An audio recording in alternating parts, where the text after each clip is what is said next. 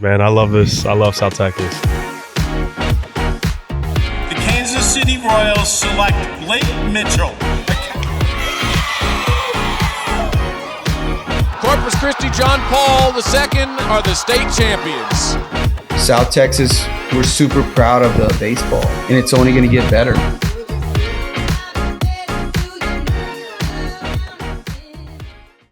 All right, everybody, welcome back to another episode of the South Texas High School Baseball Podcast. Today, we have on a local figure, a local head coach at the Division I level, and that is Scott Malone here at Texas A&M-Corpus Christi.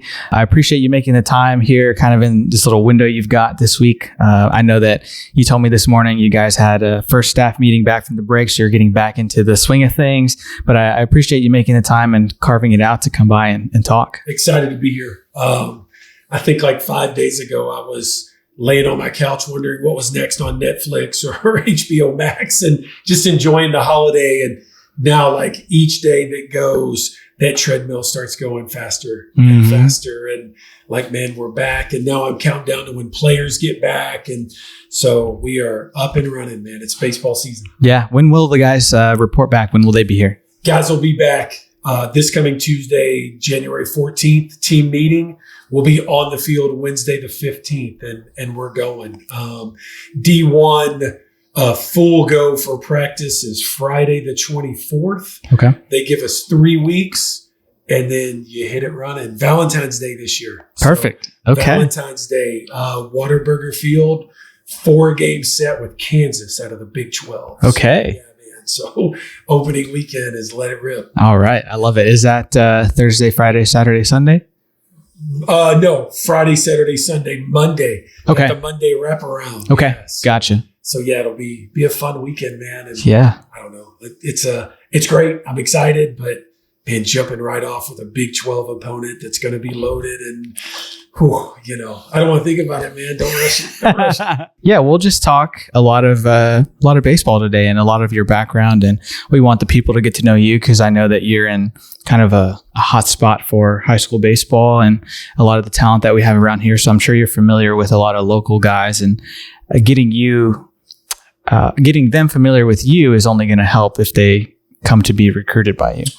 Yeah, year 18 for me down in the Coastal Bend. I don't know how this started. Like I'm thinking about the Hooks banquet is about a week away, give or take, and I've been going to that as the head coach of the Islanders and representing the Islanders. I don't know how. Now I have a 15-year-old daughter that's a part of the event. How did that happen? But no, just. Baseball, softball, down here in this area is awesome. And you and I just chit-chatting a little, talking about high school baseball's ramping up. All the minor leaguers in town are ramping up. The Islanders are like, man, here it comes. And this is such a hotbed for baseball. It's really cool. So. Yeah, and you mentioned earlier, but arbitration day.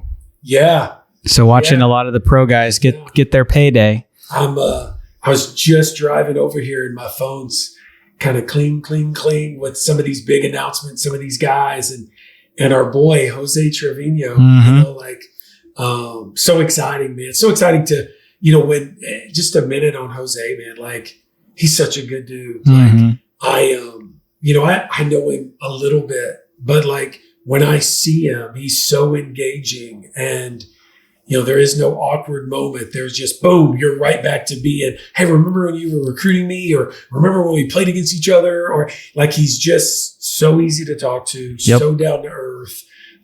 He has no, he played at Oral Roberts, so he has no kind of connection to the Islanders. But hey, man, he is one of us when he's here. And if he wants to hit in town or work with our pitchers or catchers, whatever it is, hey, man, let me get one of those Islander shirts. And hey, man, just excited to see one of our own do well. You and I talked about it. It's arbitration day. Super excited for him. A 1-year contract for a $3.5 million with Cincinnati Reds. New team, new club. Just super excited for him. And again, love to see one of the guys that grew up in our backyard doing well. And there's so many more to come. And so just super excited for him. Yeah, very excited for him. Let's get into your background a little bit. Tell us where you're from, where you grew up, and where you spent most of your childhood. Like, who is Scott Malone? Sure. So my dad was a high school baseball coach, which means also football coach. We bounced around a little bit. Born and raised in Longview, right outside of Longview in that area, East Texas. Grew up there through the end of elementary, and then we moved west to Abilene. Okay. And Abilene kind of sort of, I guess, became home for me just because that's where I went to middle school. That's where I went to high school. That's where kind of life took off. Played for my dad in high school, which I could do an hour on just playing for my dad. But we were loaded in high school, ultra talented players that played D1, guys that got drafted and went straight to minor league baseball. Like we had moved in right into this crop of baseball players that were just loaded with talent. My sophomore year, back then 5A was the highest class. Yeah. We won state at 5A my sophomore year in 87, my junior year in 88. We won it back to back. In 89, we made it to like the round of 8 and got knocked out right before Austin. But that kind of put me on the map as a baseball player. My dad on the map as this big over-the-top high school coach, this big persona character that everybody, you either loved Andy Malone or hated Andy Malone, and then I went to college at TCU, and like most guys, I either wanted to be a Longhorn or an Aggie. That was one or the other. And we had this pipeline going in high school where our best player every year was going to Texas. Our second best player was going to the Aggies. And came to be my senior year. And man, which one of these am I going to go to? And it didn't work out for me. And I ended up going to TCU. And okay. And it wasn't like now. There wasn't as much social media. Baylor wasn't quite Baylor yet. Texas Tech wasn't quite Tech yet. That was the old Southwest Conference. Like my freshman year, Arkansas was still in our league. So that's you're old, yes. but yeah, I went to TCU and looking back at it, that's where I was supposed to be. Like I got to be a guy right away at TCU. And I was way better at baseball in college than I was in high school. In high school, I was a coach's kid. Like I wasn't Blake Mitchell or anything close to that. I was just a nice baseball player, and I was the coach's son and I played right, did good things, and we won a lot, but I wasn't a superstar. And when I got to TCU, it just kind of turned a corner and I got around some older guys that, hey man, why don't you try to hit one over the scoreboard? Oh, well, we didn't do that in high school. I bunted and hit and run and I do all the little things well. I never strike out. And so I kind of got to hear some different, man, let it rip, see what happens. And man, this light switch went off for me in college. And right away, my freshman year, became a guy at TCU. And Brooks Kieschnick is a big Corpus Christi name, high school baseball, the lore. Like he was a Longhorn when I was a Frog, and we kind of went up against each other. And but 3 years at TCU, got drafted by the Rangers in the 9th round. Started playing minor league baseball, and 4.5 years of minor league ball, and trying to make it up a little bit, move up the ladder, and just like anybody else. And one day they call you in, and hey man, time's up, and okay, what do I do next? And so got into coaching, and got started at the college level, and here we are today. I think 9 years as a Division I assistant coach, kind of making that every other year move and trying to get to the next level. And like we said, now 18 years in Corpus, so about 27 years of coaching in Division I. So there's hopefully the shorter version, but yeah, man. No, that's great. That's where it took us. That's great. Yeah. So how many years did you spend in Longview while you guys were there? How soon did you move after you were born? Probably second or third grade. So man, I would have been, 8, 9. So, okay. Yeah. And then now the weird thing is, by the time I got to college, my parents moved back. So if I was to go home right now to my parents' home, I would go back to right outside of Longview. Gotcha. Outside. So kind of started there where I was born and raised, and then now come full circle. My family's back there now. So Very cool. At that time, was Longview still the football powerhouse that they are today? Not quite. Okay. Not right on the cusp of it. Okay. Right on the cusp of it. So it was good. Not like it is now. That was when we left, when it blew up and took off. And my dad actually finished coaching there right at the end before he retired. But like Haynes King, who a lot of people know now, the Georgia Tech quarterback, who's really going former Aggie. Yeah, big time guy. His dad was an assistant, became the head coach, and has done huge things. But he was kind of this little kid throwing out routes on the sidelines. Yeah. But yeah, Longview's become a powerhouse now. That's super cool. Yeah. Hearing those little connected dots right there. Yeah. So when you were in Abilene, what high school did you go to? Because I guess at that time, how big was Abilene in the 80s, you said? Yeah, that was late 80s, 2 big 5As, Abilene High, the black and gold. And then I was Abilene Cooper. Okay. And basically north side, south side of town, and huge rivalry in every sport. Actually, man, you're going to get me going. So that was Friday Night Lights was when I was in high school. Odessa Permian. Oh, yeah. The movie, the TV show. That was when I was in high school. Like in the movie, when they hit rock bottom, they actually, I think the main guy like fumbles. It's my high school, Abilene Cooper. We run this fumble back and we're up 7-0. And it's like the low point of Permian. Like, oh my gosh, is this the demise? Well, that's when he gave the speech on the sidelines. They beat us 63-7. They didn't lose another game, won a state championship. But yeah, that was my heyday. I'd love to tell you that I was the quarterback and I did this. I did not play. My group was the first group that got to high school, and a couple of guys were like, hey, I don't think I'm going to play football. And, we were all like, wait, he's not playing football? Like back then, like 86, 87, 88, everybody played football. And I know it's hard for kids now to think like everybody played football. Yes, everybody played football. And my group was one of the first groups that we splintered off and we just played baseball. Mm-hmm. There was no select. There was no travel ball. We just practiced year round. And it was really cool and different time, but playing for my dad, it was fun. It was awesome. And yeah, that's where Abilene Cooper kind of took me back through the heyday, some state championships. So yeah, that's awesome. That's really cool. Yeah. So then when you were in high school, I imagine that the recruiting scene, as far as playing in college, is not what it is today. It's probably pretty different. No social media. Yeah. How many schools were interested in you? Did you walk on at TCU? How did that play out? So different now, and I think it was different for me because my dad was a coach. So, the phone would ring, hey, hello. And this is Mark Johnson, the head coach of Texas A&M. Is Coach Malone around? Yes, sir. Like, oh man, holy cow. The head coach of Texas A&M's calling my house to talk to my dad, and to talk about the players on my team and my friends and talking about different guys. And, there's not as much glory and pizzazz. I remember we took a visit to Houston. I actually got on an airplane and flew to Houston, which nowadays is nothing, but back then, like that was a big deal. Yeah.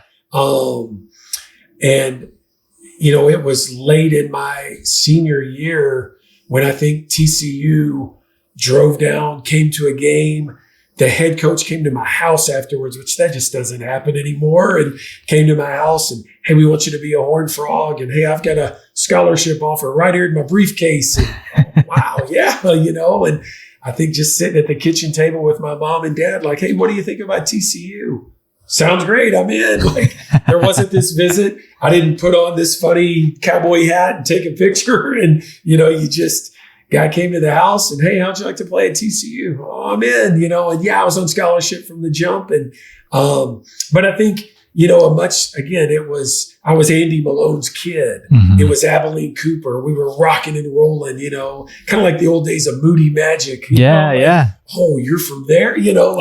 I was just one of those Cooper guys, and a lot of us were good. And you're the coach's kid, and hey, how about a scholarship? And I'll take it. And yeah, things took off from there. So yeah, that's super cool hearing that. Yeah. So, what was the transition from high school to TCU like? Did you go visit at all? I know that you guys didn't have like an official visit or anything, right? Yeah. Did you at any point, did you just sign the paper and like, I'm going to go to TCU? Sign the paper and I'm going to go to TCU, and that was it, man. Okay.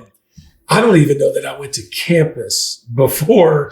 I think I went to like summer orientation, where you go get in the dorm for 3 nights and do the tour of campus and get to know the people in your group. And like, that's the first memory I have of TCU and dorms and the baseball field. And just, it's funny to think about it that way, but I guess that's kind of how slow paced it was, and just your entry level into everything, and just being around different guys who I grew up eat, drink, sleep baseball, and obviously you're with good players in college, but I don't know that everybody is wound up the same way. Like, hey man, we're all going to jump in so-and-so's Jeep and drive over to Dallas and go to a concert at a club. Oh, no, I'm not doing that. Yeah. Oh my gosh. Like, this is the real world. Like, no, I'm not doing that, and it was a great group of guys, but it was kind of like you see in Dazed and Confused or the movies. I'll never forget freshman year, like first weekend, hey, baseball guys are having everybody over at the apartment off campus. Oh yeah, man, we're going. And like 3 guys in the back of a truck, like right out of the movies. Hey, you guys, freshman baseball players. Yeah. Hey, I'm so-and-so, so-and-so. And I mean, I think there was a keg right there in the truck. Like, no, I mean, and hey, here you go. And yeah, hey man, I'm good. And the guy stands up like, you're going to drink this beer. I'm going to beat your tail right here. Hey man, I'm just kidding. Oh, okay. Oh my gosh. Like, those are my first memories of just, I think like I got into this world of men, and I was this little boy, who was going to go play at TCU, and all of a sudden I got thrown into some movie, but no, it was good. And I needed to be around those guys. And you and I talked about it some, like, hey man, you don't have to hit everything to the shortstop. I was a big left-handed hitter. Like, hey man, let it rip. Hit one over the scoreboard. Like, oh, what if I swing and miss? Hey, you'll be fine. Like, let it rip. And this switch really went off for me, and I became this different player, and just good things happened for me. Like, I think I was a 2-time All-American, 9th round draft pick. I went to the Olympic trials. Like, I did all these things. I didn't start the first game. You go back to freshman year media guide. I think I was still a dual guy. Malone could see some time out of the bullpen, or maybe as a left-handed bat. Period. That's it. Yeah. And I didn't start the first game. And in the 6th or 7th inning, they switched to a right-hander. And hey, Malone, grab a bat. Ooh, okay, man, maybe I'll get an at bat. And it's a great story. Ball 1, ball 2, ball 3, and I'm like, oh my gosh, I'm gonna get on base. I'm gonna walk my first at bat. I'm so excited. I think my mom, my dad, my sister were right there. Like, man, I'm gonna get on base. And strike 1, yeah, sure, no problem. Strike 2, and I'm like, oh my gosh. Am I going to have to swing? Is this guy going to make me swing? I don't want to swing. Like, just let me get on base. And I hit the 3-2 pitch off the scoreboard. Like, it's right out of the movies. And, you come around and everybody's like, man, wow, look at you, man. You're so good. Oh, I am? I'm good, and I think I got lucky that it started like that. And it sounds like I'm making this light of it, but it was like striking a match. Like, just, oh, wait, am I good? And all of a sudden everybody's telling me how good I am. And that was it. I don't think I ever set out another game. And people started telling me, man, you're this good. You're the man. I am? Okay. Sounds great. I'm in. Like, where's the costume? Where's the suit I get to be the man? Yeah. That's how it started. And oh, okay. And just, I think I was lucky, and things started for me on a good note, and it just kind of took off from there, and boom, there it was. So, yeah, that's so cool hearing all that. Yeah. Fun fact, TCU was my dream school growing up. I played with a guy named Mike Trevino out of Orange Grove. He had 2 sons named Derek and Daniel. Okay. Derek played at Orange Grove, and he went to play at the University of Dallas. He's a right-handed pitcher. Daniel went to Orange Grove first 3 years, and then he transferred to Sinton his senior year in 21, I think it was. and he went on to play in Kingsville. I think he's still playing. I'm pretty sure, but he showed us this video that TCU made. It was kind of like their preseason hype video that they would make. I think they still do them, but it was called The Grind for 2012, which I know that's the same year you got inducted to the TCU Hall of Fame. Is that right? Yeah. So he showed us this video, and I was like, wow, that's so cool. Like, man, like it really makes me want to go there. And I had never been to Fort Worth or anything. And I was like, man, TCU. And then, I think it might have been that year or a year after or whatever, they go on this run of just College World Series.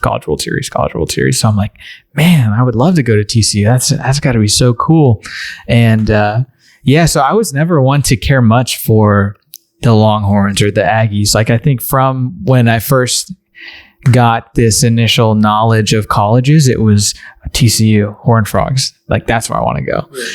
But as I got into high school and I got closer to college, I realized, okay, maybe it's not the best decision to go to TCU, just like financially, and taking into consideration all these other factors that come to light. So that's why I decided to come here to A&M-Corpus, because I never really cared much for a traditional college experience. Like, didn't care if we had a football team or not. I know a lot of people do, so that's why they rule out A&M-Corpus. No football team, I don't want to go.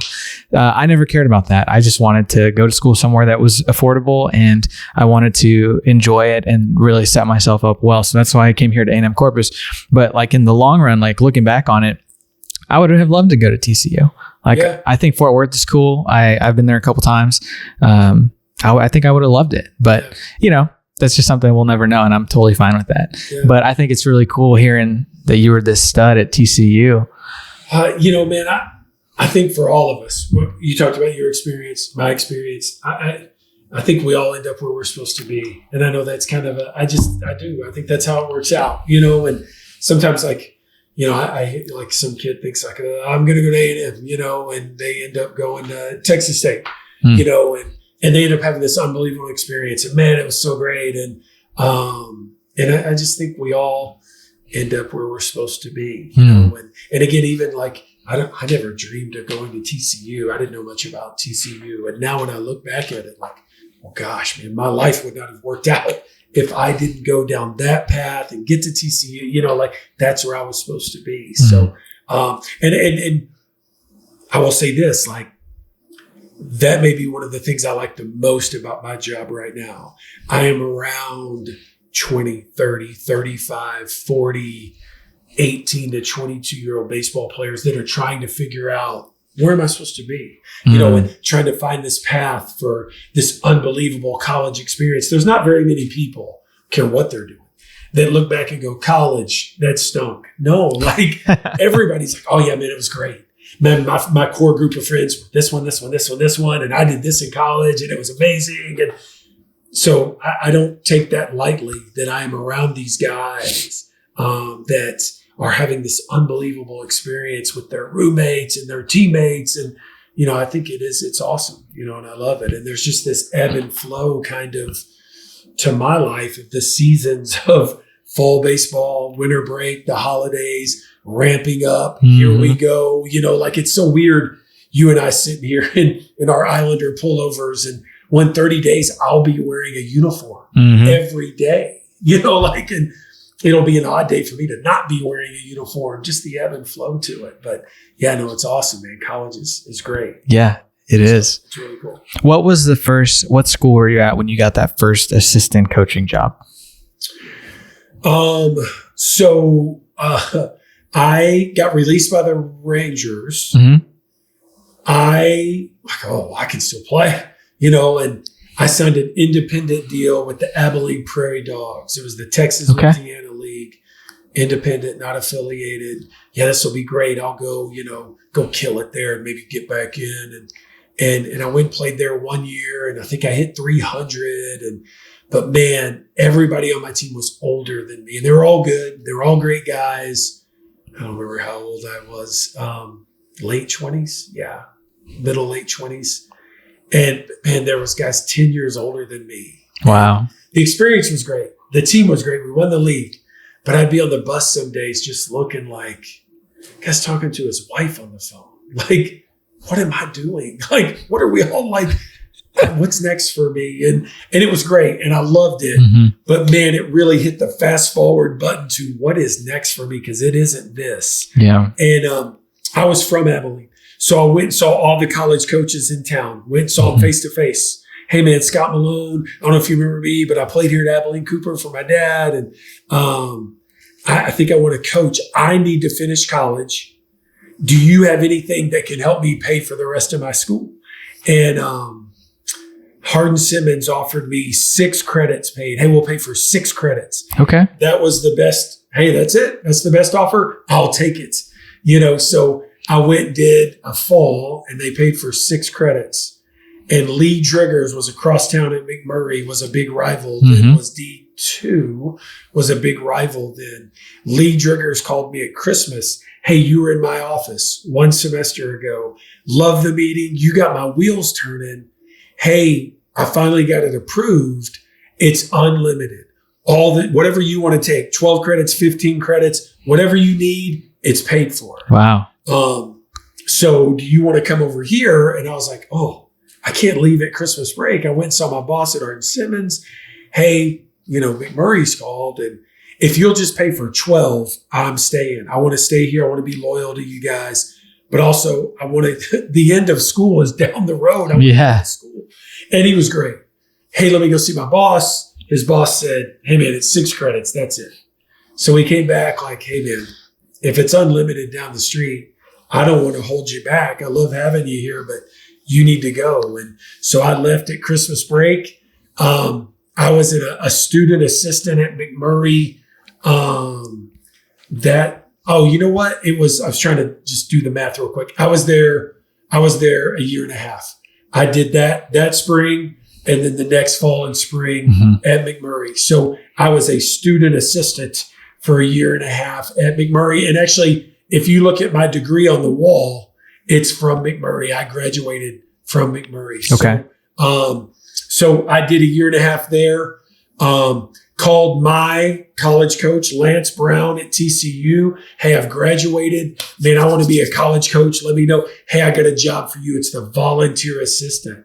Oh, volunteer assistant. That doesn't sound great. Like, well, you're the 4th guy, and we don't pay you, but you can do lessons and work camps, and you can make a lot of money. And okay, And so I went and coached in a college summer league in Alexandria, one of the suburbs of Washington, D.C., at the Clark Griffith League. And one of my old minor league buddies was like, hey, man, you come work for me. You'll meet every coach in the ACC, the SEC.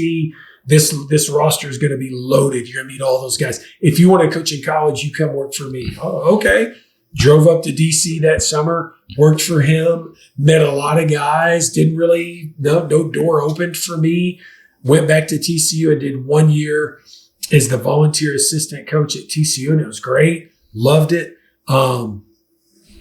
That summer, the head coach of Kentucky in the SEC called. Hey, I met you last summer. You coached my son. Yes, sir. Keith Madison. Keith Madison is in the Hall of Fame. He's in the Hall of Fame of college coaches. And big time guy in the SEC. And hey, I've got a job for you. Like, yes, I've made it, man. I'm going to Kentucky. Hey, it's our volunteer assistant coach. Oh, okay. Like, yeah, I got it. I come work and you don't pay me. And, hey, you're going to work camps, so you make a ton of money. And I did. I worked lessons, and I made a lot of money back then and had cash in my pocket. And I moved up and I went and worked at Kentucky, and it was amazing. Gosh, I just drew a blank on his name. Right-handed pitcher for the Arizona Diamondbacks. Won a Cy Young, Brandon Webb. He was our Friday night guy. And that kind of, we finished 8th that year in the SEC. And man, it was so cool. And I loved it. And just coaching at Kentucky was unbelievable. Andy Green was our shortstop. Andy Green now has been the manager for the Padres. He's the bench coach for the Cubs. He's a big time guy, and all these different connections. And so that is now year 2 for me as a Division I coach. And this is what, mid-90s at this point? Late 90s? 98, 99. Okay. Yeah. 2000, right there. Sherman Corbett gets hired to be the head coach at UT San Antonio. Mm-hmm. Sherman Corbett is an Aggie alum, pitched in the big leagues with the Angels. He's connected to Mark Johnson at A&M, who's a big-time guy in our business. Mark tells Sherman, hey, you got to hire Jason Marshall as the next up-and-coming big-time guy in Texas college baseball. Jason and I grew up together at Abilene Cooper, played on all those big teams together. He hires Jason to be the recruiting coordinator. Sherman Corbett's a pitching guy. Hey, we need a third base coach that can coach the hitters. Jason Marshall's like, hey, I got the guy. It's Scott Malone. He's my boy from Abilene, All-American from TCU. He's coaching in the SEC. And it's still, even then it had that cachet like, oh, I think Sherman Corbett was like, he's coaching in the SEC? Yeah, he's in the SEC. We can get him. And I think Jason Marshall calls me like, hey, man, I'm about to get you a paid job at UTSA. Like, whoa, wait, what? And Sherman Corbett calls and, hey, we need a third base coach. We need somebody to coach the hitters. And, hey, the job pays $25,000. And Marcus like, $25,000? I'll be the richest guy in the world. What would I do with $25,000? Like, oh my gosh, like they're going to pay me to do this? So I take that job and I'm at UTSA for 2 with Sherman Corbett and Jason Marshall and 01, 02. Yeah, 01 and 02. We had a kid named Mark Schrammick become a first-round draft pick and played third base, big left-handed hitter. And I mean, at UTSA, that's still to this day, that's unheard of to have a first-round draft pick. And I think that kind of put a light on us. And we, finished 6th, 7th in this league. And after 2 years, the coaches at UT-Arlington called me. They were in our league back then in the Southland. And, hey, we've got a job open. It's the same job, third base coach, run the offense, run the hitters. But, we finished first or second every year. Like, I think it might have paid like $30,000. Like, oh my gosh, 30, I'll take it. I'm in. So I moved in the league up to the team who was finishing first or second every year. The first day I'm in the office, that they come into the office, hey, you won't believe who we signed yesterday. We signed Hunter Pence. Oh, Hunter Pence. He's at Texarkana. And I had my notes like, hey, I don't like him very much. He's not a very good hitter. No, Malone, you're missing it. He's a stud. I kind of drew a line through him. Like, hey, I don't know, man. I don't know. And these are the Arlington guys you're talking to? Yeah. This is UTA. The first day I'm unpacking boxes. Hey, you're going to inherit Hunter Pence. I don't know, man. He's average. He's kind of got this weird swing. And, hey, man, he's coming. Oh, okay. We'll get him going. 2 years later, Hunter Pence is a first-round pick out of UTA. And I'm his day-to-day hitting guy. And Hunter and I had a great relationship. And Hunter Pence put me on the map because now Hunter Pence is doing all this media and, Scott Malone, he's been throwing me BP and doing drills with me and he's the guy. And Hunter Pence really puts me on a map, on a pedestal. And all of a sudden now my name is out there like Hunter Pence says, Scott Malone's the guy. And, Jim Schlossnagel, who is now a rock star in college baseball. Yeah. His rocket is flying up at this time. And Jim has just left UNLV to come to TCU. I'm an assistant coach down the street. So I know Jim is like an adversary, a guy he's coaching against. And, it took him a year or two to kind of get TCU going. And we had some good game against him. And Hunter Pence is down there. And Jim in the summer, I see him at an event. He's got this list going. It's a great story. And, hey, Malone, how would you like to be on the list at UNLV? Oh, UNLV, like, sounds really cool, man. That's in Vegas, And Coach Schlossnagel's looking at me like, yeah, man, it's in Vegas. And I can get you on the list. And, yeah, like, that sounds great. Hey, man, my former assistant, Buddy Goldsmith, Buddy's going to call you. Don't screw it up. Sounds good, coach. And to this day, like Jim Schlossnagel got me the job at UNLV, got me on the list, and Hunter Pence kind of highlighted my name for everybody in college baseball. And So the next thing you know, I'm getting on an airplane and flying to Vegas, and I'm doing a job interview in Vegas, and things happen quick, man. And Buddy G is offering me a job at UNLV, and oh man, $45,000 to go be the recruiting coordinator, and he's offered me this job as recruiting coordinator, and it's Todd Whitting, who's now at Houston, big time guy, and I'm good buddies with Todd. Hey Todd, what's a recruiting coordinator? How's this work, man? I told him I could do it. Like, so what am I doing? And hey man, you'll be fine, man. You can talk, and you're going to go out and evaluate guys and put together a roster. And yeah, that sounds good, And so now, like, that's 04, 05, 06, 05, 06, 07, right there in that range. I'm going out to UNLV, and I'm the top assistant at UNLV. There you go, man. My first guy ever signed, Xavier Scruggs. And wow. Xavier Scruggs, who now ESPN, MLB Network, MLB Radio, like, he is a presence in MLB media. That's my first guy. It's the first guy I signed, and he's a top 10 round pick in the Cardinals and made it to the big leagues. He and I are still close to this day, and he's watching from afar, and I'm watching him blow up in MLB media. And so just really cool. And that led me to getting the head coach job at Texas A&M-Corpus Christi.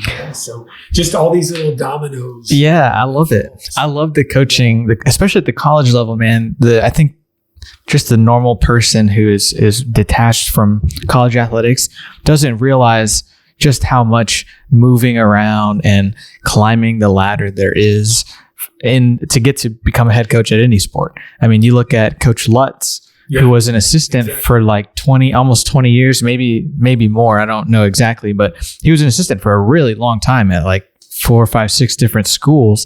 And then he gets these high paying assistant jobs. And then he kind of comes down the ladder from a big Purdue player to come to a mid-major to kickstart the head coaching career. Look at him 3-4 years later, head coach at the Big 12, Oklahoma State. I mean, people don't realize, like, I don't want to say there's very little stability, because ultimately it's up to you guys. But if you want to climb the ladder, a lot of times there's really very little stability. No, yeah. Like, you talked about Coach Lutz, man.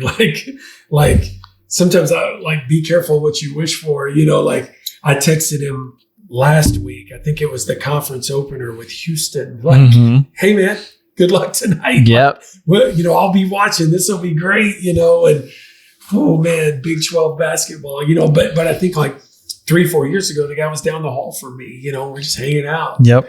Now the guy's on ESPN and the Big 12, and yeah, it's it's fun. And talked about like Jim Schleichnagel. Yep. You talked about the grind video. We're going all the way back. Well, yeah, Jim started that. And Jim knew he had to do a few different things to put TCU on the map.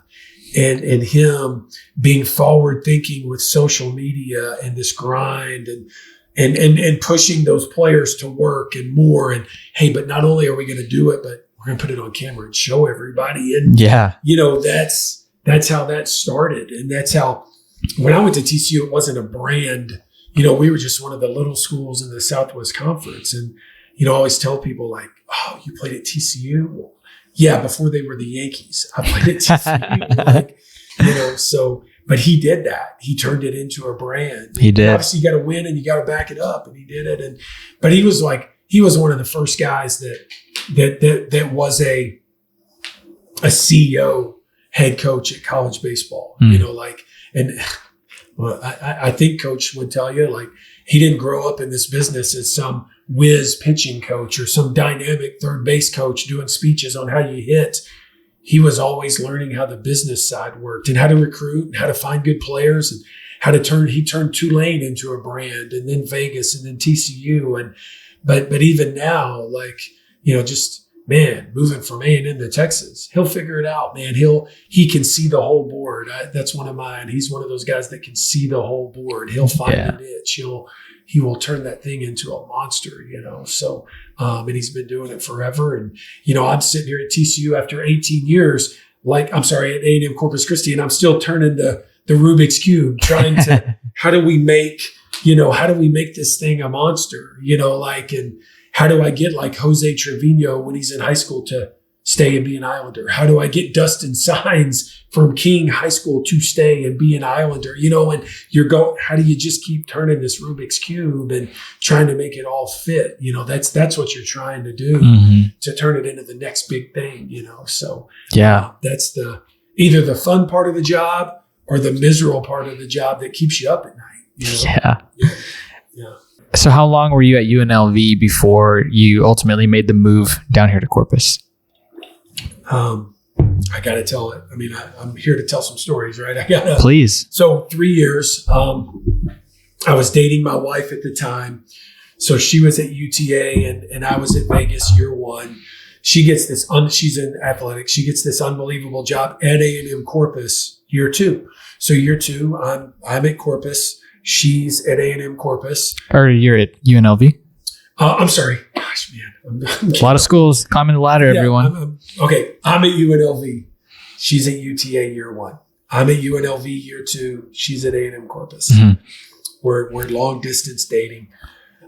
We get engaged. One of the smarter moves I make, we get engaged. She's got this unbelievable job in Corpus. She gives it up. She's young and killing it in athletics. She gives it up to come be with me now in Vegas. She gets a job with us in Vegas. And the Islanders are coming to play basketball in a tournament in Vegas. Hey, I want you to wear this. She gets out some outfit. Wear this. You're going to look good. Come down to this event, and I'm going to introduce you to the athletic director, this booster, this guy. I'm going to introduce you to all the power players from A&M-Corpus at this kind of meet and greet drink at this bar. And we're going to start planting some seeds. And I'm like, hey, I don't think that's how it works. Like, we don't go have drinks with these guys. And 6 months later, you get the head coaching job. Like, that's not how it works. Hey, I'm going to tell you that's how it works. And that's what we're doing. So she takes me to this event, introduces me to this guy. 5 months later, we get into the summer. A&M-Corpus needs a baseball coach. And I pull my phone out. And, hey, I introduced you to the AD at that event. You remember? Call that guy. Hey, this is Scott Malone. Hey, Malone from Vegas. Hey, I need a baseball coach. I want to put you on the short list. We want to do an interview with you. Okay. And I hang up, and my wife's like, I told you, that's how it works. Now I've done everything I can do. Don't screw up the interview, and somehow I make it into the 4 candidates, and I end up being the guy they pick. And 18 years later, here we are. But yeah, my wife did all of it. I'm going to introduce you to this person. It'll knock down this domino, this domino, this domino. This is how it's going to work. And that's how it worked. So, do you know who the other finalists were for the job? Oh yeah, for sure, man. Todd Whitting, who at the time was the head assistant at TCU. Okay. David Pierce. Wow. Who just left Texas. Yeah. Who at that time was the head assistant at Houston. Okay. And Tim Montez, who was the head assistant or maybe head coach at Jacksonville D1 in Florida. Yeah. And Tim had been the top assistant at Arkansas.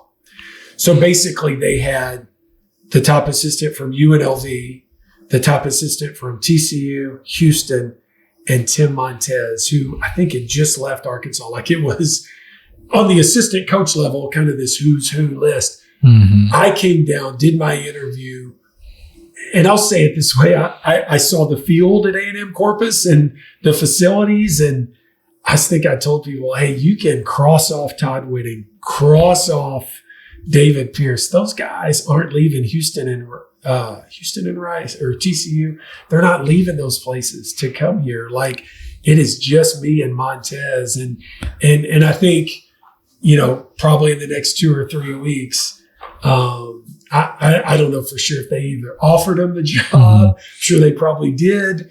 And, very thankfully, they know. And I think those guys were just kind of using it as experience and getting their names out. And it came down to me and Tim Montez, and they offered me the job. And yeah, the rest is history. But those were the guys on the list. And it took a while. So I would say they probably offered those guys the job. And I don't know if I finished third or fourth, but hey, man, it got to me. There you go. And I took it and let's go, and here we are. So I love it. Yeah. So then in all this, I guess one other little fun connection in there, Hunter Pence ends up playing with the Hooks. Was there overlap with you guys in Corpus? You're getting some good ones. I'm in Vegas and Hunter Pence calls me. I think he was in Corpus. Coach, you won't believe it. Astros called. I'm going to the big leagues tonight. Hey, man, that is amazing. Hunter, that is unbelievable. I'm so jacked up for you. And, when I talk about, Scott Malone was okay in high school, and then I became this all-American, unbelievable rock star in college. It was this transformation. Hunter Pence was a first-round pick. He was very talented with us. But, in the 7th or 8th inning, we would take Hunter out of the game, and we would put in a defensive replacement. He was very talented, but kind of all over the place a little bit, maybe too talented. Hunter calls me, hey, man, I'm going to the big leagues. Oh, wow, Hunter, man, I'm so excited for you. Did somebody get hurt or, what's going on? No, it is just my time. I'm going. Oh, okay. Well, hey, is there any scenario where you might play or pinch run or, oh, no. Coach, they're calling me up. I'm going to be the new center fielder. Hunter, man, I'm sorry. I don't think you're going to play center field in the big leagues. No, coach. I'm going up to the Astros. I'm going to be the guy. And talk about missing it, Hunter, well, good luck, buddy. I don't know how that's going to work out. And I think 10 years later, 8-time All-Star, yeah. No, coach, I'm a lot better than you remember. And, just turned a corner and, Hunter was really good in college, but I don't think we had any idea the player that he was going to become. So yeah, just and I texted him the other night when I saw he's coming for the Hooks banquet. Yeah. Speaker and hey man, this is going to be amazing. I can't wait to see you. And I'm actually going to have my family. My daughter's in the event now, and just kind of for me, these worlds collide when I was this 20-something assistant coach trying to work my way up the ladder, and I'd attached my wagon to Hunter Pence, and man, Hunter really took me up the mountain in college baseball, and now I'm going to be there with my kid who's trying to be this softball player. Just really cool. Yeah, that is super cool. What years was he playing here in Corpus? Was he here when you had just got here? So that would have been when I was in Vegas. So I don't know that we overlapped, to be honest with you. Okay. Reed Ryan was still attached. Mm-hmm. JJ Gotch was still attached. And those were guys. I was tight with Reed Ryan from TCU. So I had a relationship with those guys. And I remember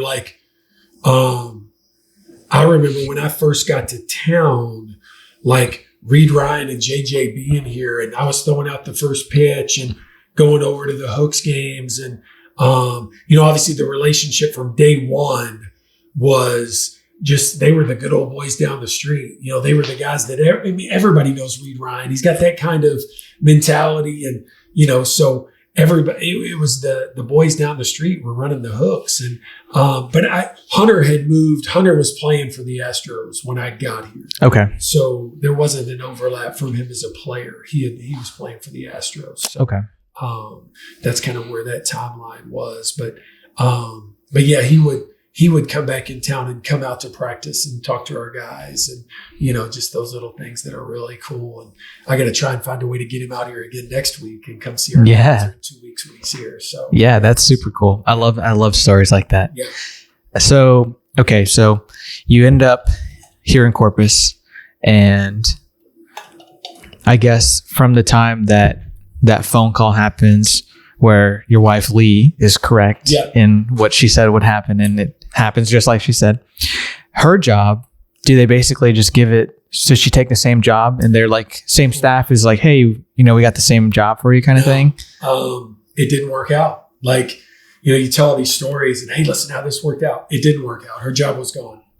So her dad was an athletic director at Eastern Illinois. So she grew up around Tony Romo, Shanahan, Sean Payton. Yeah. Eastern Illinois is a baseball hotbed of like for a little school. And so it was football at a high level and just really cool for them. And she grew up in the business. Her dad was an AD, and she's this up and coming female that her stock is just going up.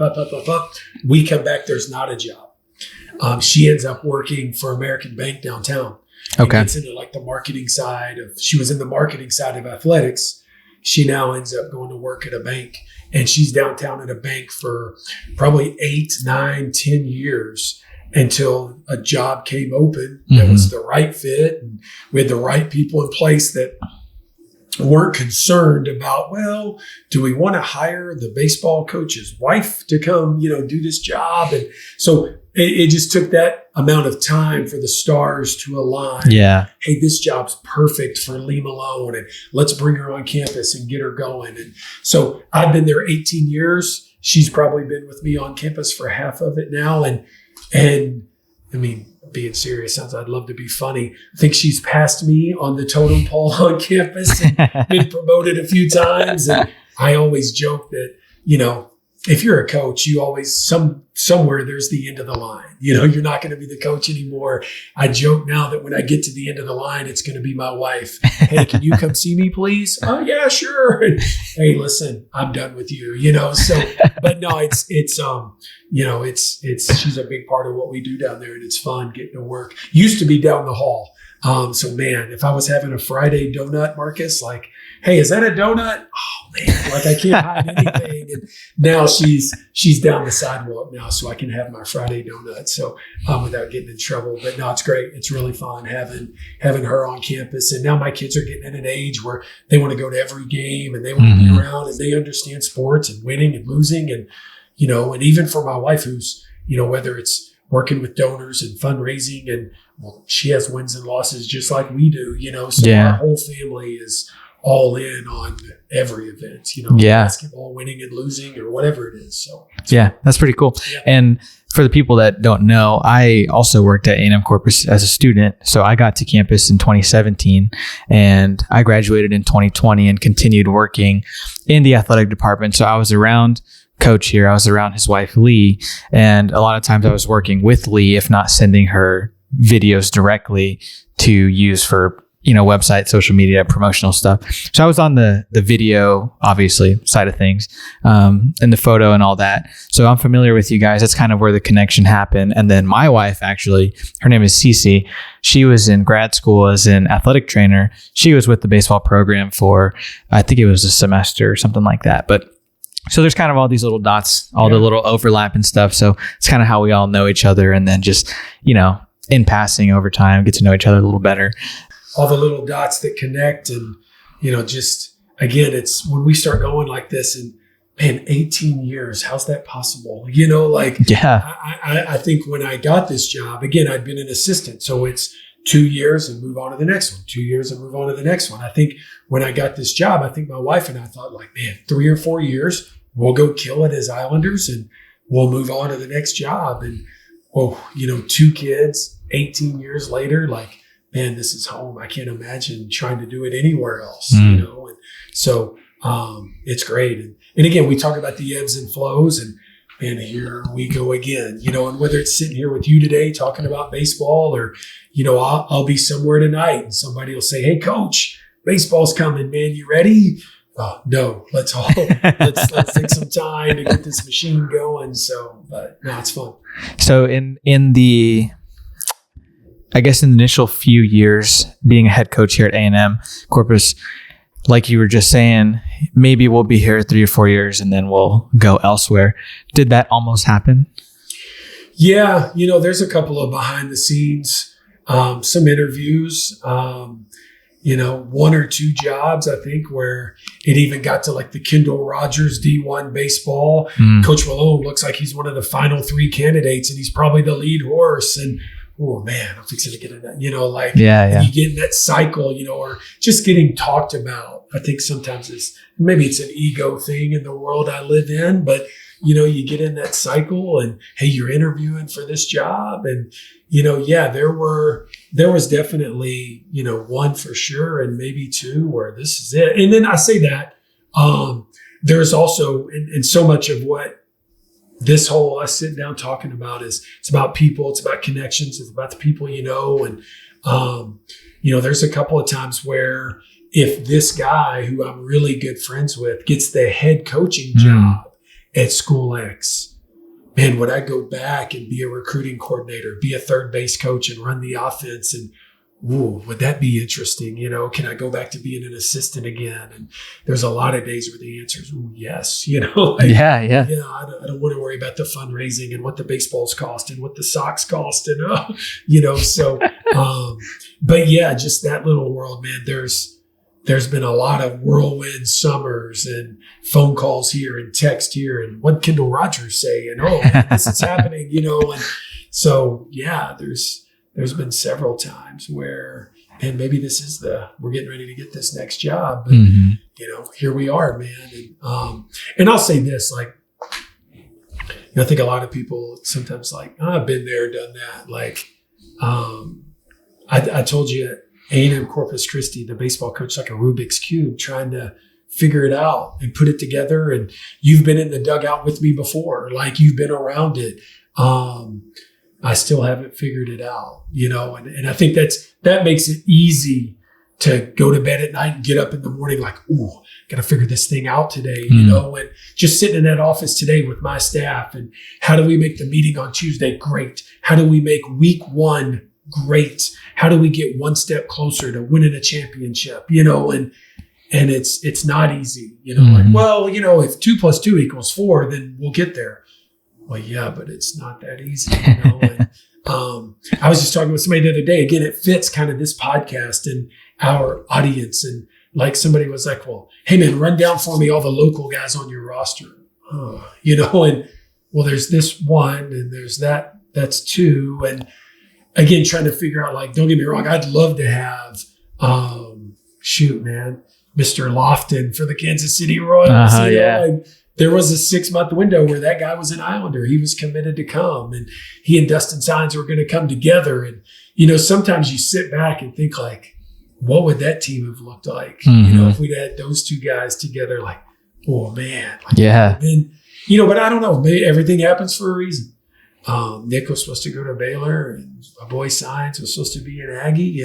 But sometimes you do think as the guy who kind of holds the gate of Islander baseball, like, what if those 2 guys would have come through the gate? Yeah. Jose Trevino would have been an Islander, you let yourself kind of daydream on that. And, oh man, like, might have been some really good years coming through there, So it's just interesting to think about the dominoes, and would they have gone that way instead of this way? And where would we be today?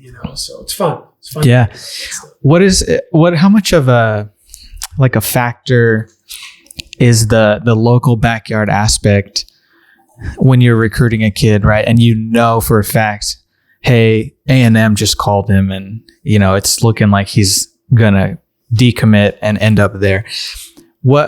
Because with baseball, I think it's more unique than football or basketball in the sense that baseball, if you kill it consistently in college at any level, at the Division I level, even if you're mid-major or what, you're going to end up on someone's radar. Like, you're going to end up on a scout's radar more than likely.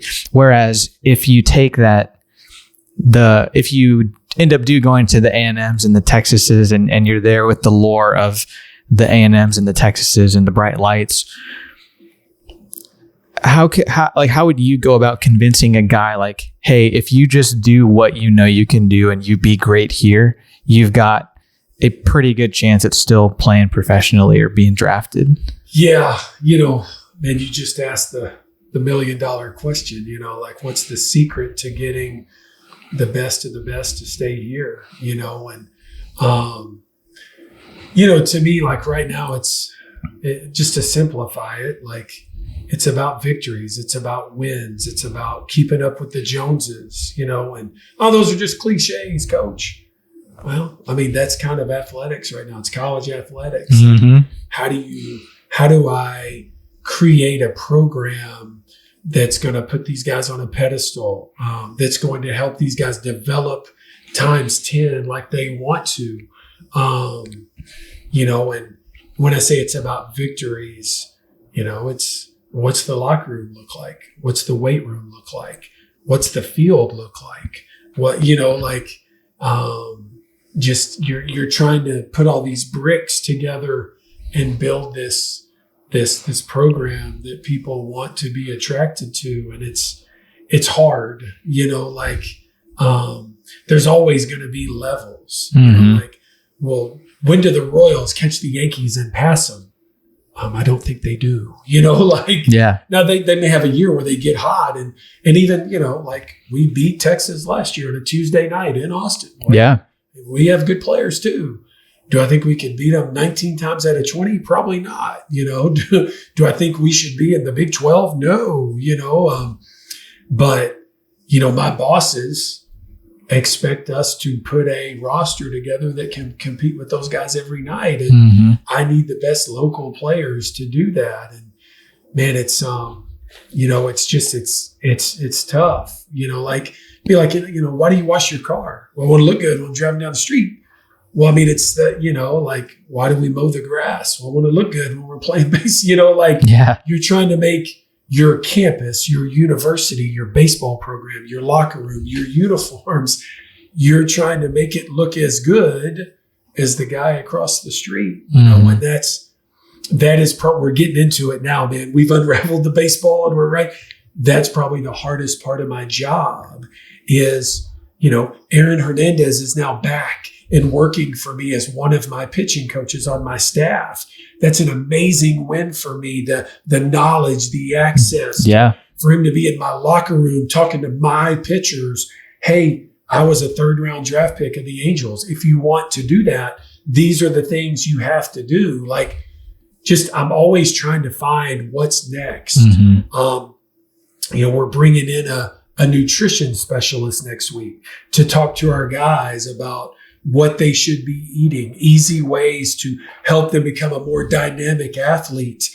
We're keeping up with the Joneses. How do I feed my guys? How do I snack my guys to make them, we're all chasing the next thing, So again, your original question was, how do you get these local guys to want to stay and want to be an Islander and want to, and the thing about Corpus, man, Corpus is family. It just is. Whether you're Dustin Signs or Drake Osborne or Jose Trevino or Michael Berglund, Corpus is family. Corpus is parents. Corpus is grandparents. Corpus,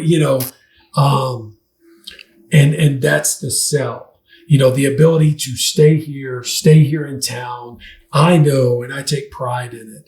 If I have a local guy on my roster on the field on a Saturday afternoon at Chapman Field, his parents are going to be there. His extended family is going to be there. If I got a Moody guy or a Carroll guy or a Vets guy, half the booster club is going to be there because they want to see this guy play. And that's our boy, Moody Magic Malone. Hey, yeah, man, I hear you, all these, families that have grown up around it, yes, and I want that, sometimes people say who you competing with? UT-RGV, San Antonio, Incarnate Word. Sometimes I think I'm competing with Cal Allen, as far as selling tickets and having the right players and being the best show on the baseball field. I'm competing with Lee Yeager and Vets. I'm competing with, fill in the blank, man. High school baseball is king down here. And I love it, man. And they're talented and the coaches are legit. And, those are the guys. And it's hard to just the dividing line of trying to find the best player for our program, trying to find the best local player for our program. And don't get me wrong, man, I would love to have a roster of backyard guys because I'm all about branding. And it is important to me to make sure that Marcus has an Islander shirt when he's around town. Jose Trevino has an Islander shirt, Michael Coffin with the hooks has an Islander shirt when he's around, so I want these local guys. I want this connection to the city. I want to go to the mall and see some kid wearing my hat backwards, walking around, the mall. That's a big thing for me. And, well, hey, man, don't you just want to worry about X's and O's and winning? yeah, but I'm the head coach, man. And I'm into the branding. I'm into our social media and making sure my shirts are cool and my hoodies are cool and my hats are cool. And, so man, it's a lot that goes into this thing, and trying to get the local guys excited about it. Like, yes, I care, and I'm into that. Yeah, it really is. And again, for the people that are a little detached from the world of college athletics and may not be so familiar, especially right now with NIL, it's just this huge firestorm of kind of what's next and what's what really. But at the core of all that is kind of one common denominator, and that's money.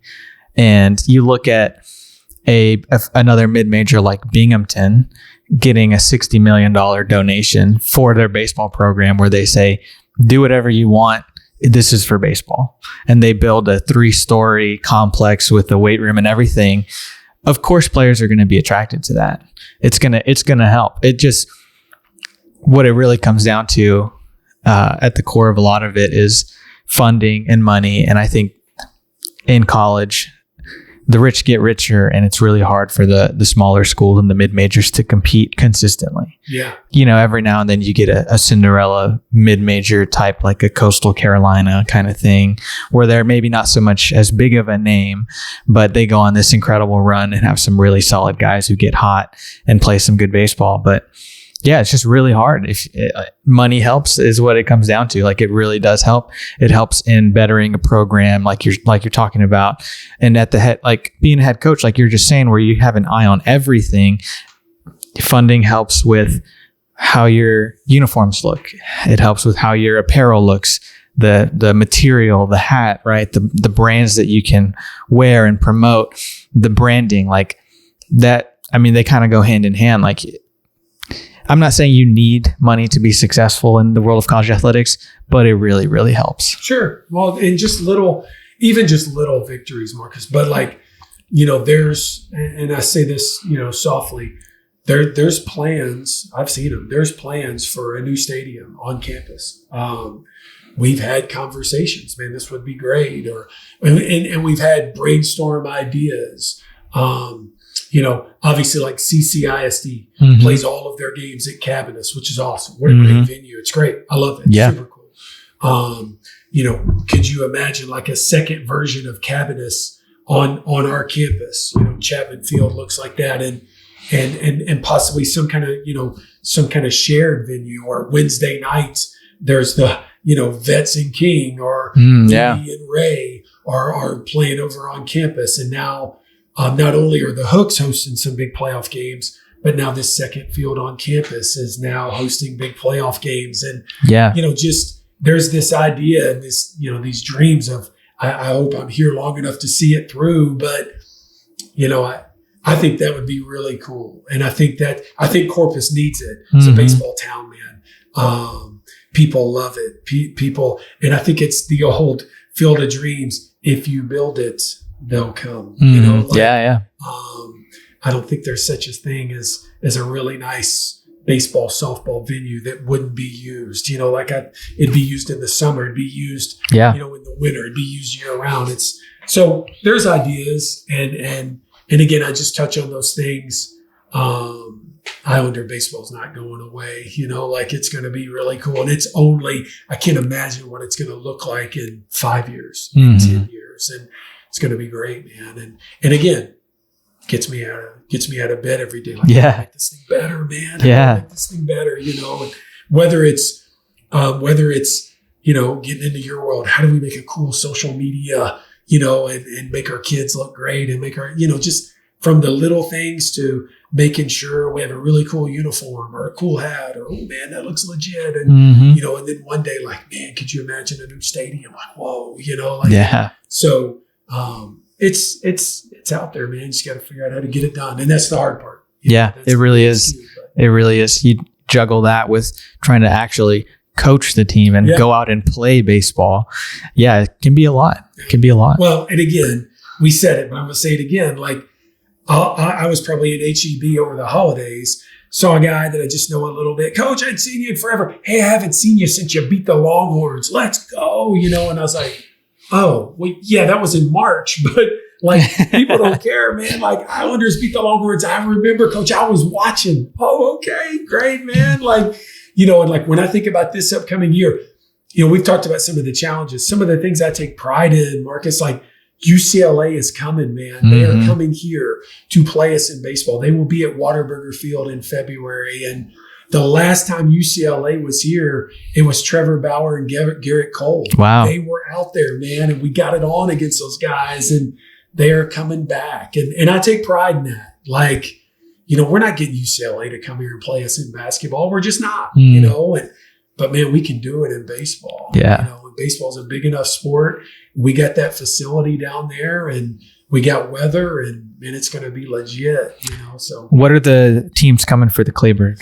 UCLA, Michigan State, Washington State. So okay. Those will be the big three this year.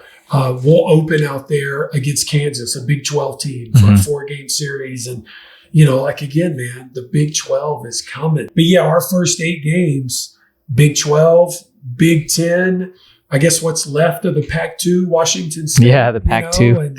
You know, but yeah, man, it's legit. And I love it, playing the best of the best and being able to tell people in and around Corpus that are into baseball, hey, man, mark your calendar. You want to see what UCLA looks like?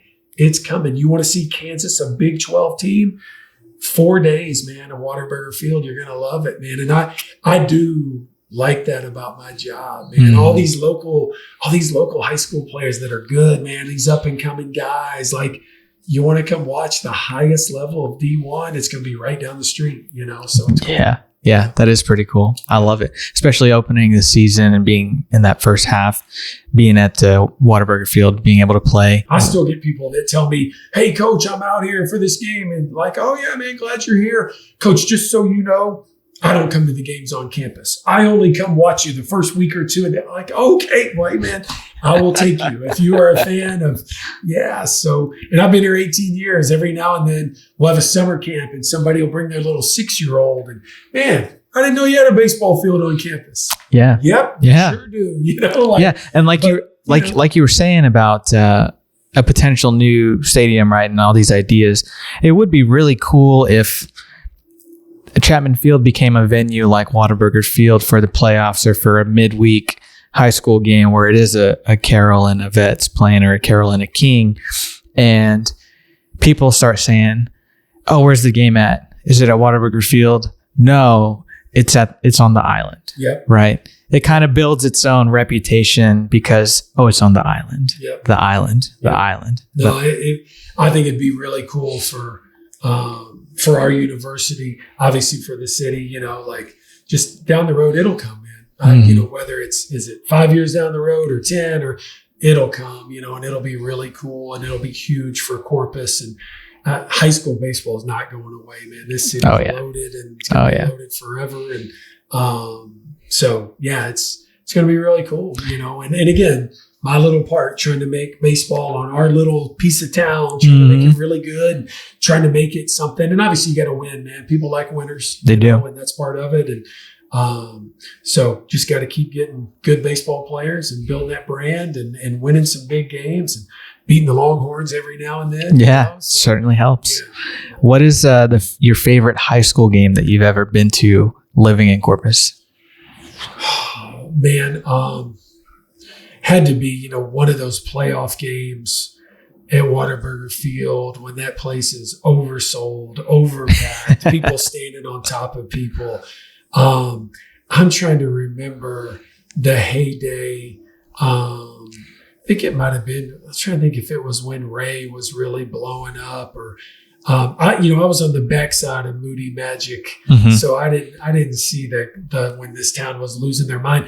When I got here was when Carroll was blowing up. When Lee and, so you got here in what, 08, 07? 07, 08. So I guess 07, Moody had just won state. 2007, I think. Cal Allen wins it the next year in 2008. Yeah. A year break. Carroll wins it in 2010 in 5A. So yeah, you kind of. Yeah. You came at a good time. Yeah. And yeah, man, just people talk. I mean, anywhere you go, people talk about, man, those high school games at Whataburger Field. Yeah, man, they're amazing. You know? But it's cool being in a town where, you know, and I feel like I've been I've been speaking that message for a long time, man. Like, and don't get like Miller football's legit. You know, Cal Allen football had a huge run. Flower Bluff, man, football, killing it.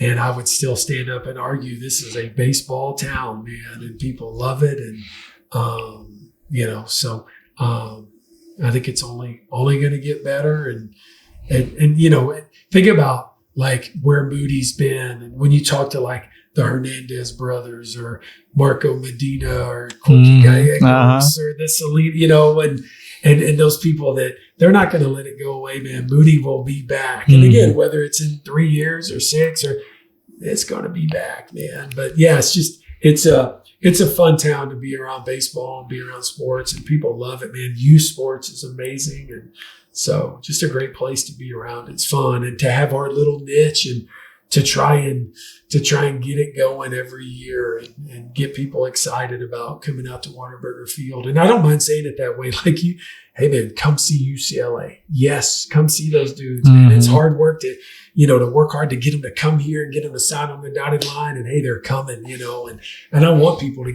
be jacked up about the Big 12 and the Big 10. And yeah, man, that's what we're into. So bring it on. Yeah. Bring it on. As a college coach, what are you looking for in a player?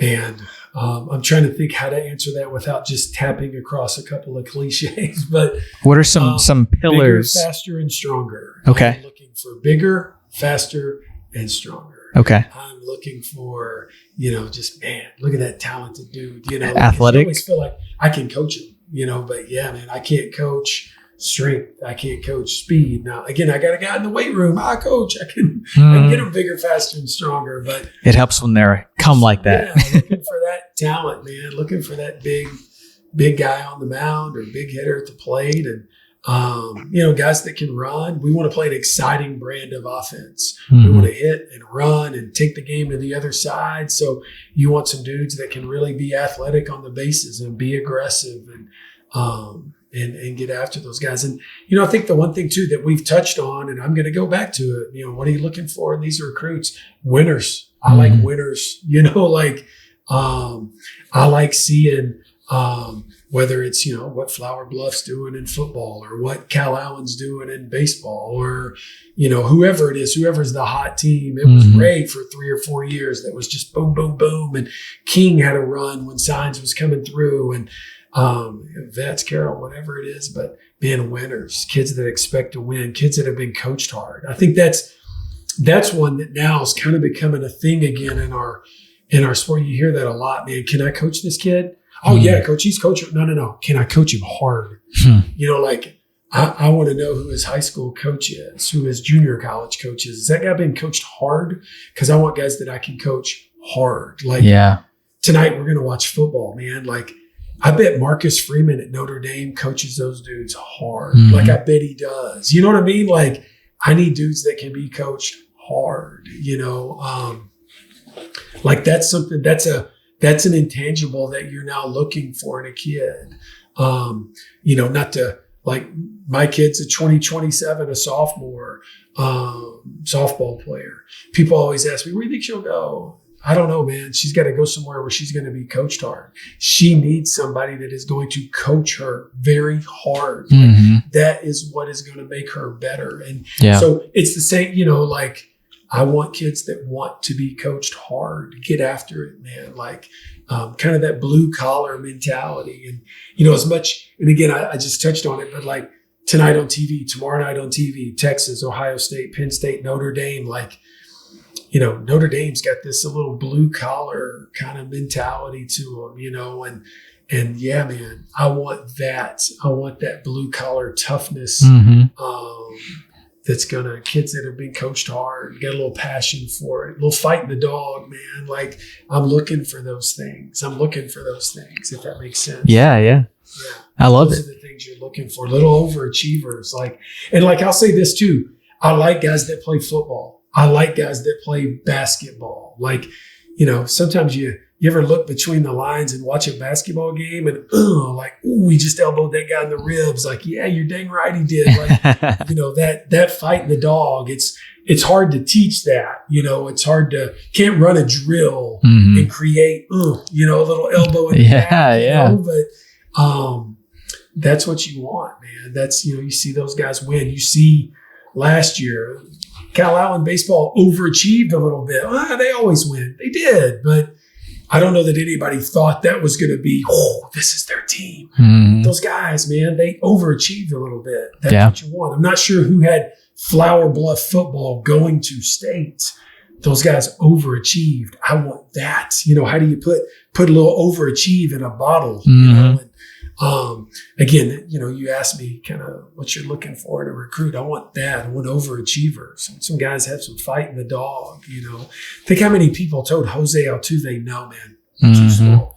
No, man, you're not big enough. And he had to prove it. Then he had to prove it again. Then the next year he had to prove it again. I want some guys that have been kind of pushed down in the mud and had to get up and, knock it off. Yeah. That makes sense? Yeah, makes a lot of sense. Yeah. I love it. It's hard to create that drill. Hey, I'm going to push you down in the mud. You get up and run. Yeah.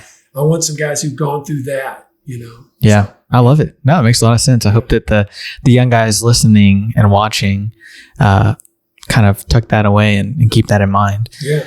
As far as being, you mentioned something earlier, talking about like in the UCLAs and these schools to come and play when it's a non-conference game, because I know the conference does the scheduling a lot of the times. And those games are going to happen anyways. The non-conference schedule. So let's say you get a game with a UCLA or a TCU, right? Is there a contractual agreement that is signed saying, hey, we will come play a home and home series if it's a home and home, or we'll come to you for 3 games? Is everything like that? Is everything 100%. really? Everything's on paper. The details are laid out. I get so many people asking me right now, what is the date, man? Like January 9, 10, 11, we're somewhere in that window. Coach, when's the schedule coming out? We're scheduled. Hey, man, just waiting to dot some I's and cross some T's. Like and it sounds funny too. Well, can't you just post a schedule? Hey, man, it's the little intricacies you're waiting on, But, with the big guys in the state, and now as baseball becomes bigger, more games on TV, more money, more things involved, it's harder to get them to come to Corpus. I think that's going to be the tough part. If you ask me what's the worst part for a college baseball fan in South Texas, it's going to get harder for me to get the Longhorns to come to Whataburger Field, the Aggies to come to Whataburger Field. That's going to be harder.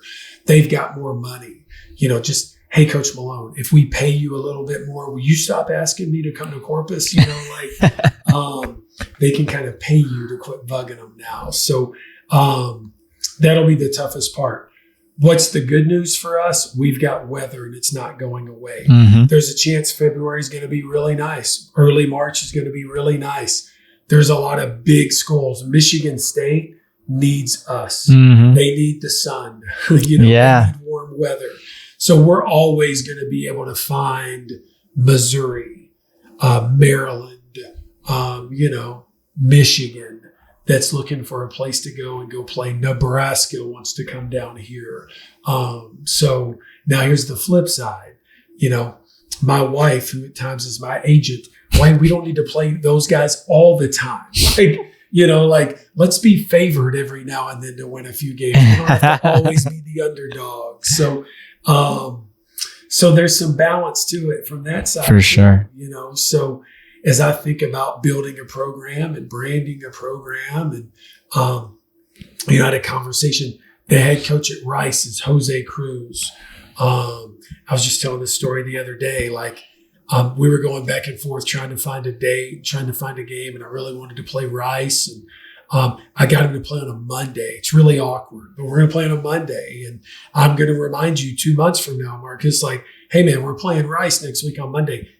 There's not going to be anything else going on. We're going to be the only game on ESPN Plus that night. And people are going to put it on and people are going to watch it, and high school kids are going to watch it, and junior college kids are going to watch it, and random college baseball fans are going to watch it because we're going to be the only game on. And it's going to be really cool. And it's branding. Then we're going to be on the road. We're going to be in Houston, but you're going to see my social media pushing it because I want people watching us play that road game. Yeah. In Houston at Rice in a cool stadium against a big time program with a former big leaguer as a head coach, and like little things like that.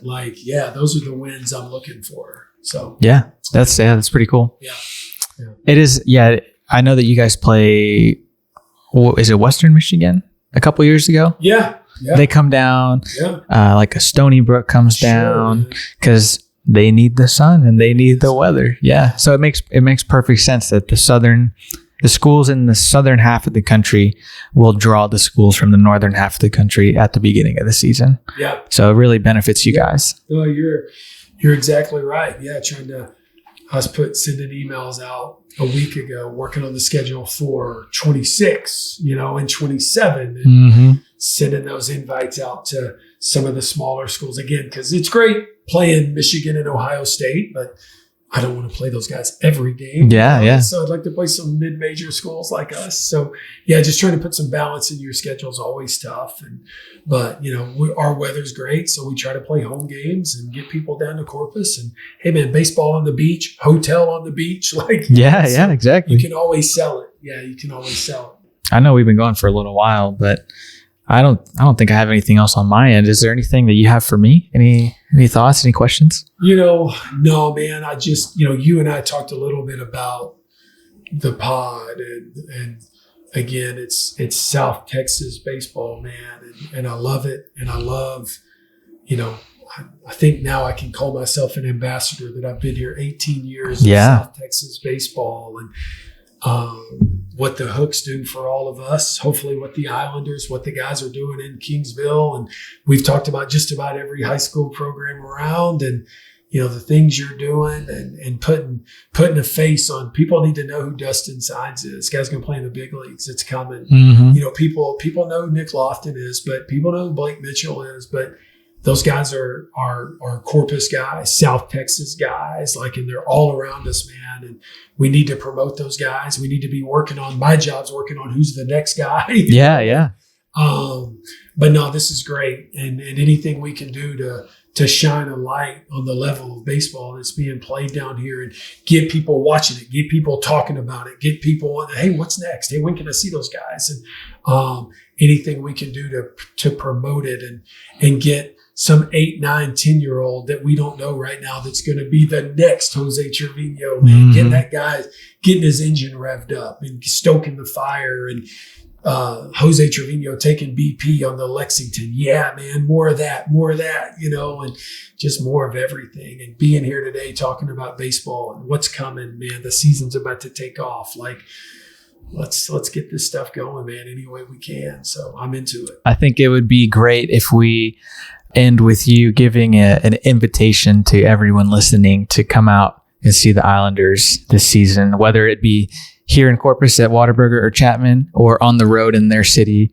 Are you guys playing at Texas or A&M or anywhere? Both. Okay. Yeah, at both on the road this year. Okay. So we'll be in Austin there, College Station. We'll play UHN Rice in Houston. We'll have stops there. Baseball season's easy to remember this year. We open on Valentine's Day. That's right. All the husbands and hey man, there's your first date. Take them out for a popcorn and a hot dog. So there you go, man. Valentine's Day, Kansas at Whataburger Field all weekend. So yeah, it's gonna be great, man. The sand is in the hourglass for all of us baseball guys. It's going. So here it comes. Yeah. Well, there you have it, everybody. Be sure and come out to some Islander games. You might see me there.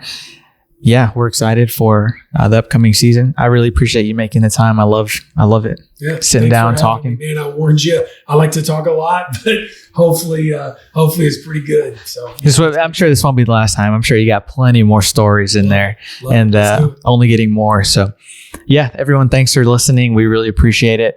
Come out, support your Islanders, my alma mater. There's a special place in my heart for the Island University, Texas A&M-Corpus Christi, and the time that I spent there. So I'll always be a supporter of everything. So I love it. I love the brand. You actually gave me this when Jose was here last year, and he was hitting on campus. Yeah, you came out and gave it to us. So this is probably like the second most worn piece of clothing that I have. It's pretty worn out now, but yeah, I mean, I love it. I love the brand. I love the city, everything that A&M-Corpus is about, everything that Corpus is about. We love it. So we're really excited. We'll be supporting. So thanks for having me out. Yeah, of course, everyone. Thanks for listening. We'll catch you guys in the next one.